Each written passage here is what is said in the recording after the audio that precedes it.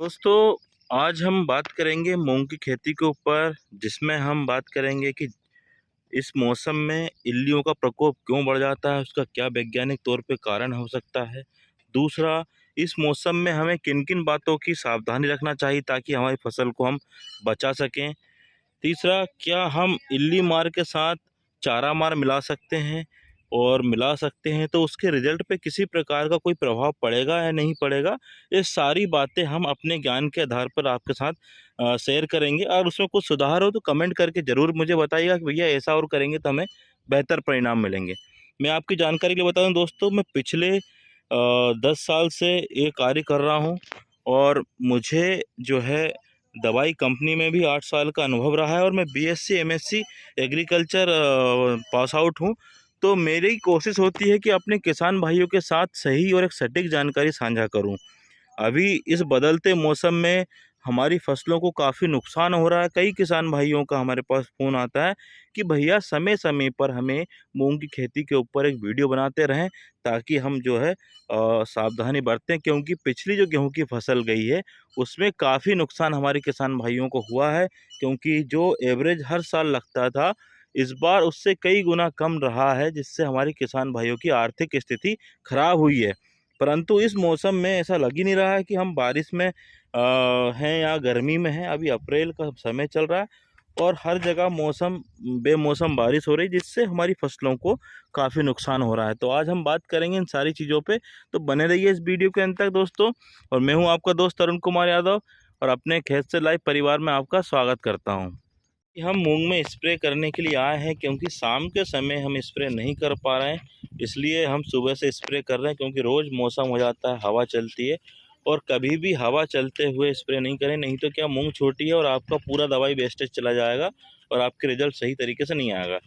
अभी हम स्प्रे कर रहे हैं दोस्तों, हमारा क्या है 90 एकड़ में मूंग है, इसलिए हमारे खेत में अभी तक पहला स्प्रे चल रहा है, और ये हमारा 8 एकड़ का जो प्लॉट बचा है लास्ट है। अभी हम नमी पर्याप्त है, इसलिए हम इसमें मस्ताना डाल रहे हैं घड़ला कंपनी का। आप फ्यूजी फ्लैक्स भी डालेंगे तो सेम टेक्निकल है, कोई दिक्कत नहीं है। और इसमें जो है हम डाल रहे हैं कीटनाशक के तौर पे सेंजी, और सेंजी हमने 850 में लिया था, जैसे कि आपने पिछली बार बताया।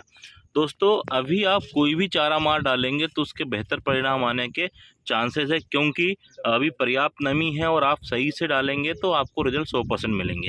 अभी अब आपका क्वेश्चन होगा कि भैया इसमें जो है रिजल्ट में किसी प्रकार का कोई अंतर आने वाला है, तो आप कीटनाशक के साथ चारा मार मिला सकते हैं, आपके रिजल्ट में कोई भी प्रभाव नहीं पड़ेगा।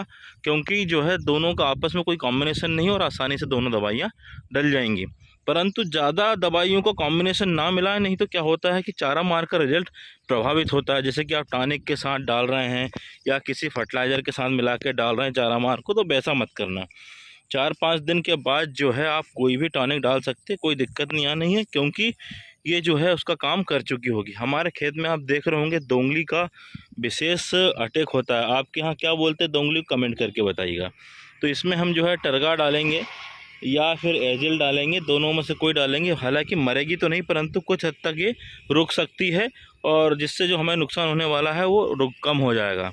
अभी आप देख रहे होंगे कि इसमें किसी प्रकार की कोई इल्ली का अटैक नहीं है, परंतु इल्ली लगने से पहले ही हम दवाई डालेंगे तो हमारी फसल की ग्रोथ फास्ट होगी, और दिक्कत नहीं आएगी। तो ये हो गया, क्योंकि मौसम में बदलाव होता रहा है। ये होगा हमारा पहला। दूसरा ये है कि हमारे जहन में क्वेश्चन होता है कि बादल होते हैं तभी क्यों इल्ली का विशेष अटैक होता है।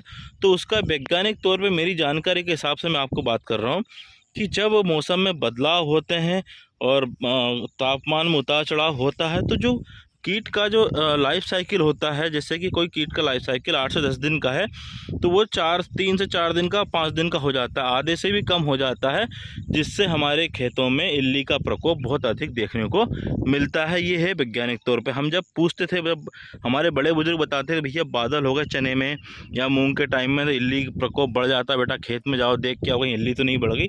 तो उसका वैज्ञानिक तौर पर मेरी जानकारी के हिसाब से यही एक उत्तर है कि जब उसका लाइफ साइकिल कम होगा तो इल्ली बहुत फास्ट बनने लगी, अंडे से निकलेगी, प्यूपा बनेगा, फिर एडल्ट बनेगा, फिर जो है प्यूपा जाएगा। तो ये प्रोसेस उनका बहुत फास्ट हो जाता है, जिससे हमारे खेत में बहुत अधिक हमें इल्ली देखने को मिलती है। और दूसरा दोस्तों हम बात करेंगे अगले वीडियो में कि जो मौसम के कारण जो पीलापन हमारे खेत में आया है उसका क्या हम समाधान कर सकते हैं। दूसरा, कोकड़ा के लिए दूसरी दवाई हम क्या क्या डाल सकते हैं जिससे हमारी मूंग में जो कोकड़ापन आ गया है, कोई किसान का फ़ोन आ रहा है कि भैया हमारा कोकड़ा ख़त्म ही नहीं हो रहा है, उसको कैसे ख़त्म करें, तो उस पर भी चर्चा करेंगे। इसलिए इसके लिए आपको हमारे चैनल सब्सक्राइब करना होगा, तो आप सब्सक्राइब कर लें ताकि आपको अगला वीडियो समय पे मिल सके, क्योंकि इसमें सारी जानकारी नहीं दे सकता क्योंकि वीडियो बहुत लंबा हो जाएगा, जो हमारे किसान भाइयों के लिए सही नहीं है और हमारे सब्सक्राइबर वो भी जो है उसको पूरा नहीं देख पाते हैं। तो दोस्तों बने रहिए हमारे साथ और वीडियो को लाइक, कमेंट, शेयर और सब्सक्राइब करना ना भूलें। धन्यवाद।